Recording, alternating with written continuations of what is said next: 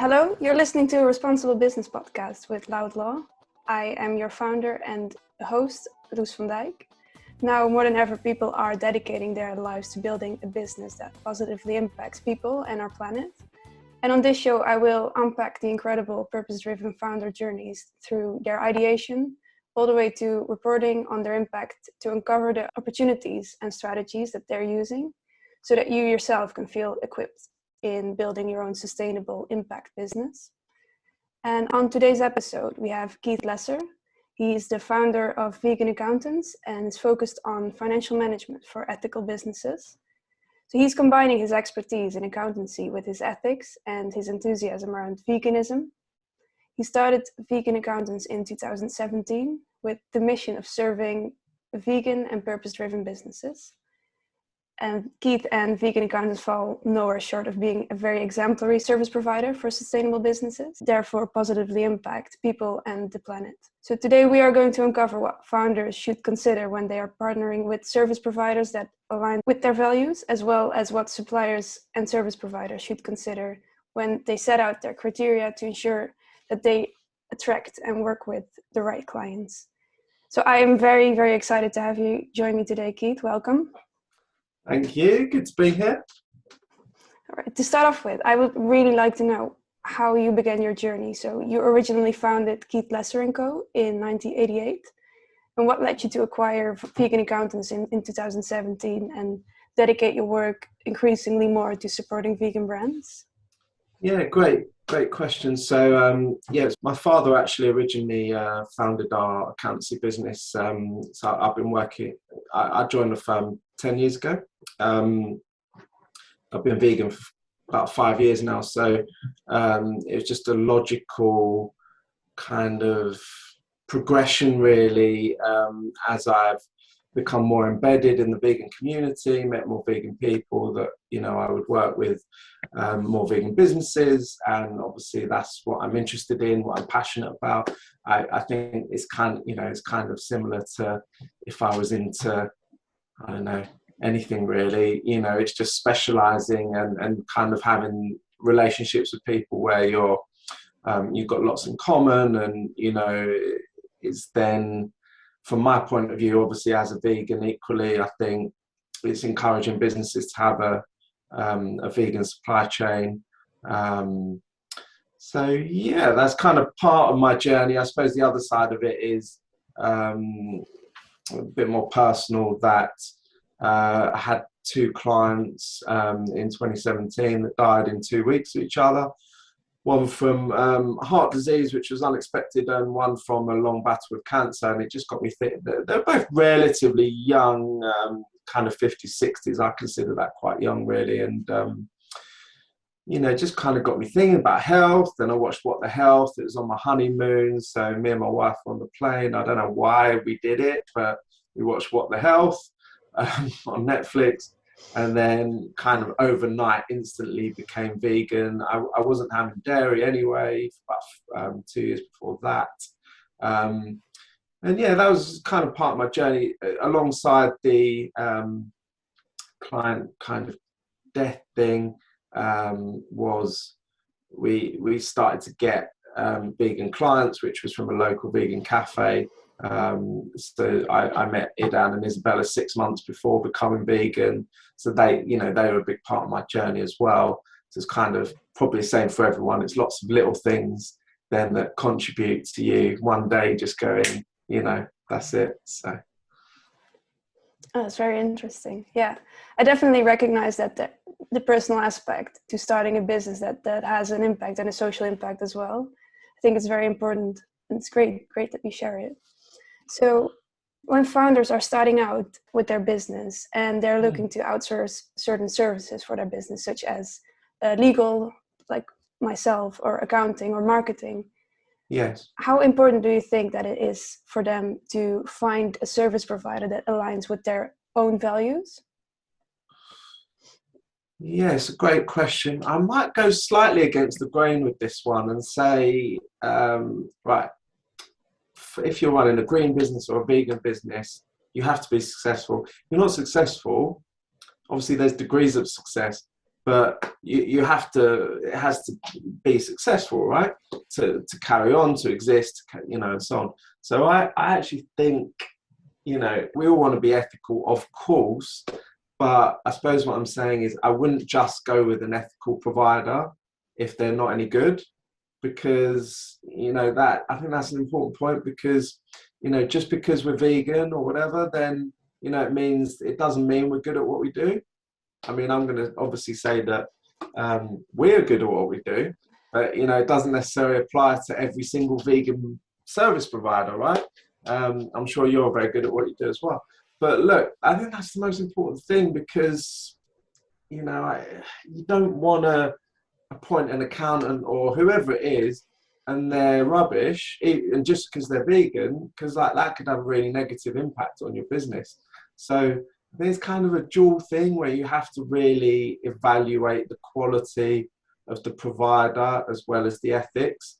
And obviously the best scenario is you have someone who fits with your values that's also, a really top quality provider. That's what you're aiming for. But I do think you need both. Otherwise, it's kind of, you could be in this scenario, you're working with all these fantastic ethical people and vegan people, but like your business isn't really working because they're not really on top of their game. So, I'm always very conscious of that. Whilst I'm vegan now and I've been vegan for 5 years, I don't, I think it's also part of my journey that I wasn't vegan for 35 years. So I'm not going to just kind of forget everything, So you're saying that a service provider, business comes first, but then their ethics and their sustainability and everything is just like a value added? Not quite. I mean, it needs to go together. That's what I'm saying. But I'm kind of saying, if you only focus on ethics, there's a chance that you don't have a business. And then you kind of think, well, I don't have a business. How can I can't do anything anyway, because the business doesn't exist, and then I can't achieve my goals. So it's a tricky one, but I'm just saying, what I'm saying basically, you need quality, absolutely need quality. I don't think quality is enough on its own. I don't think ethics is enough on its own. You need both. That's the ideal scenario. So that's my shopping criteria. I can't just use a vegan because they're vegan. They have to be quality and vegan. And obviously what I'm aiming for, as I would encourage, is for everyone to have a vegan supply chain, but it needs to still be the best people. It can't just be average, in my view. Right.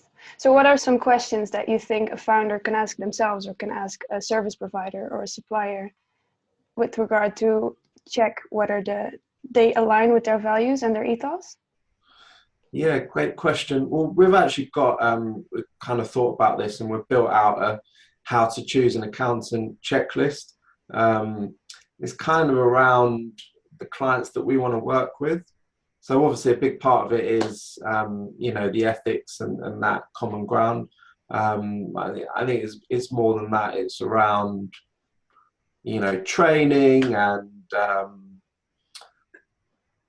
do you fit into their client base? What's the relationship going to be like? I mean, a classic thing with accountancy is people complain, I don't get responses, stuff's done too close to the deadline, all this. So I think as a business owner, you have to, as I keep saying, you have to consider the overall picture, and the ethics is obviously a big part of that as well. Yeah.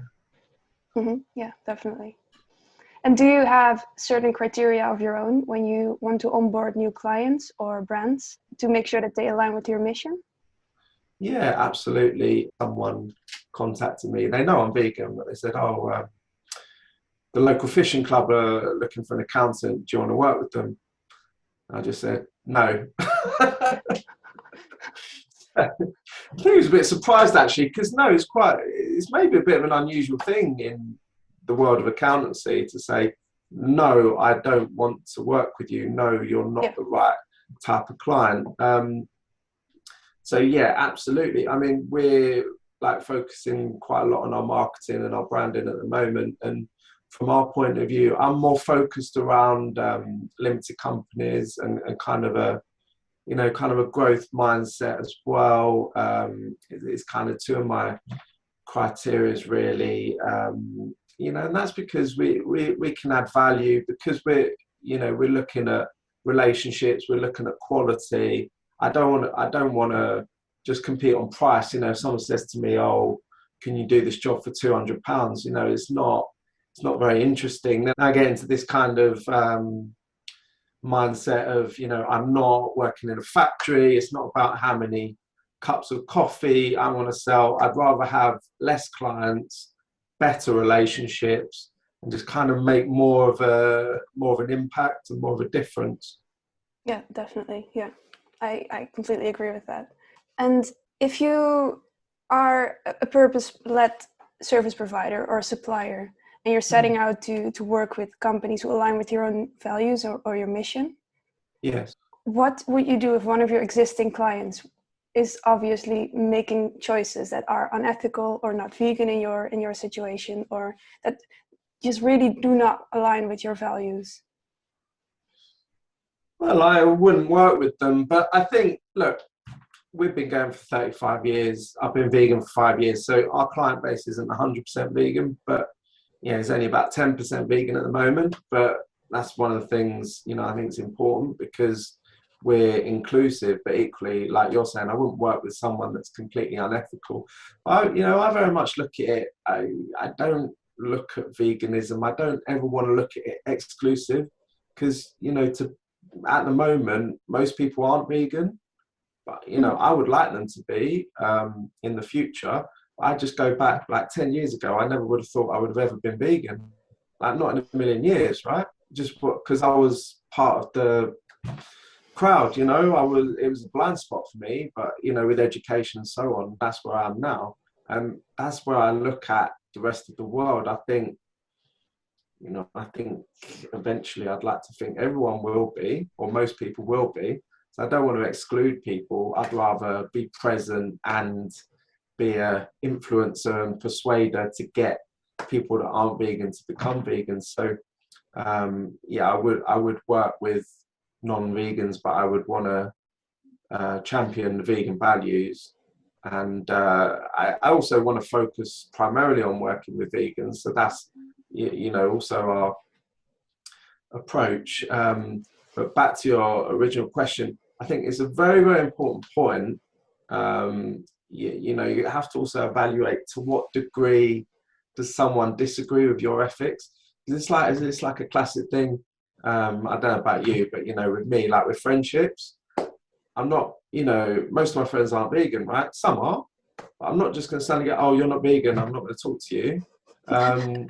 So I take that to the business world as well, and I just think we are. What I was going to say, we are in a fortunate position where we're a successful business. We've been going a long time.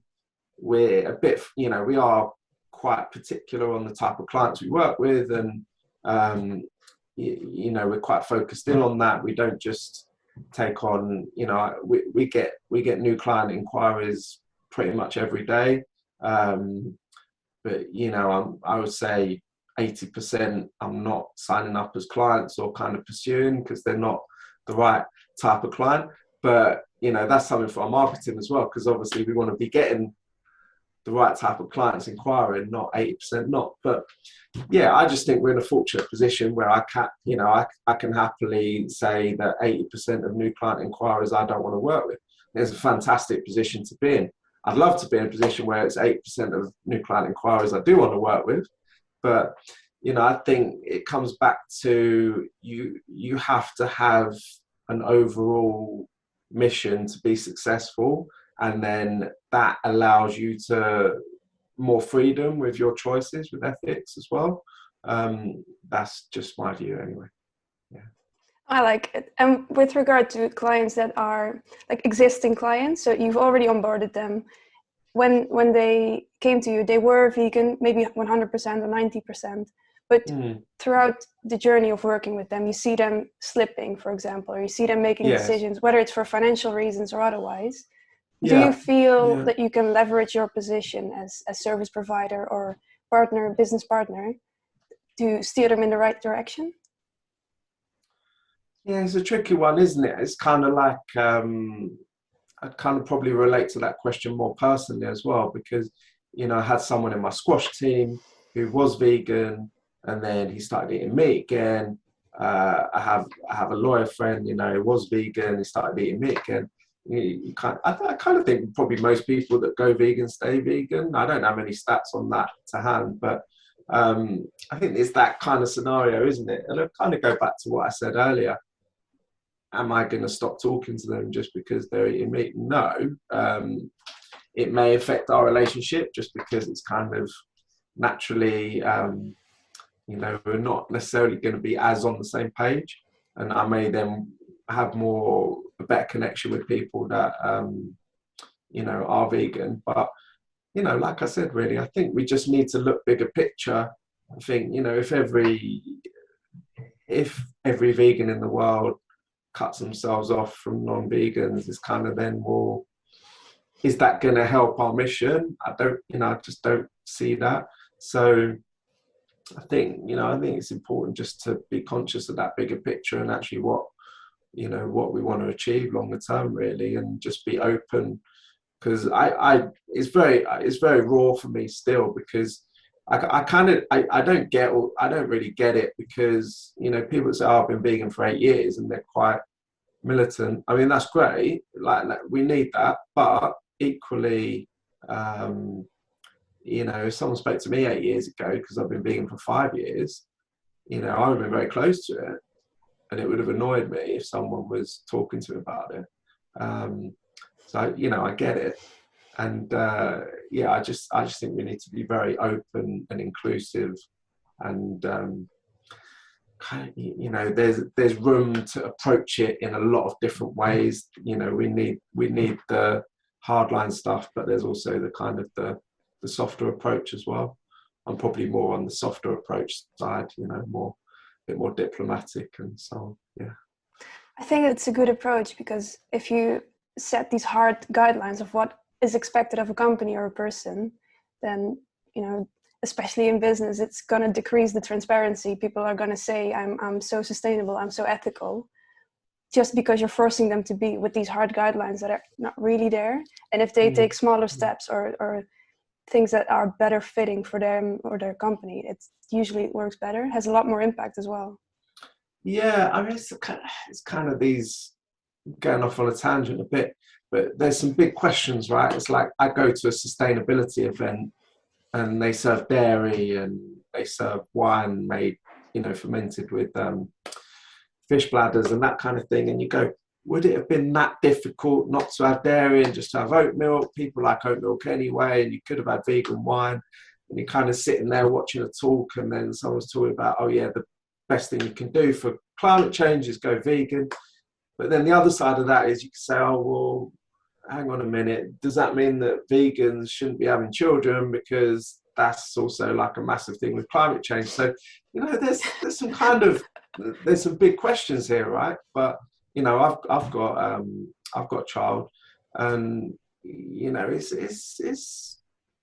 there's some big stuff there, right? So I think ethics is kind of, I don't think we need to kind of beat ourselves up too much, but there's lots of elements to veganism. I see, obviously, probably the biggest three are around climate change, health, and animal cruelty, but you can come at that from different angles. But yeah, I do see that kind of conflict. I sort of have that in my head at the moment, that kind of comical exchange where the vegan saying to the climate activist, oh, why are you not vegan? And then the climate activist saying to the vegan, oh, why do you have children? So I just think that's a bit of a funny dynamic. But Right. Okay, a final thing that I wanted to ask you is there anything on the short term or long term that's next for vegan accountants? Any developments or any goals? Yeah, I've actually got a call today, but yeah, we've got some exciting stuff happening in 2022. So we're going to have a presence at VegFest in November. Nice. I think it's the middle weekend in November at Olympia. So if you listen to this and you want to come and say hello, please come and say hello.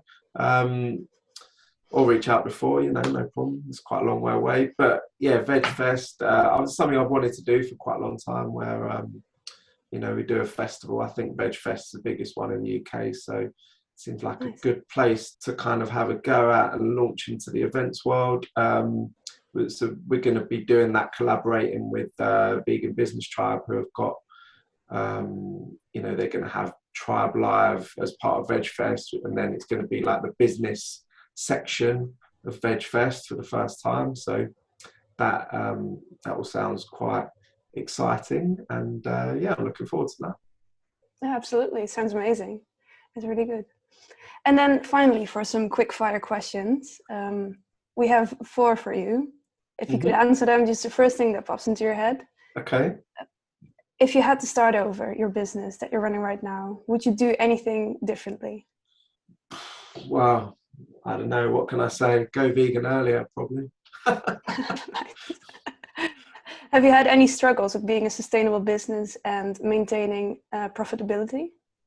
Well, yes, because, vegan accountants quite a new concept, and we've had COVID, we've had furlough and IR35. So yeah, I mean, it's not sunny every day. We've had a lot of rain to deal with, but I'm just really pleased that we've come through that, and we're in a good place now, and touch wood with COVID more settled, 2022 can be a really strong year for us. Yeah, exactly. Came out on top. Who inspires you? Who inspires me? Well, I like the main people that I get inspiration from that come to mind. You've got people like, Earthling Ed, Joey Carbstrong, probably kind of the classical kind of people. But yeah, I follow all their content and find them quite inspiring, really. Nice. Where will you be in 10 years' time, personally?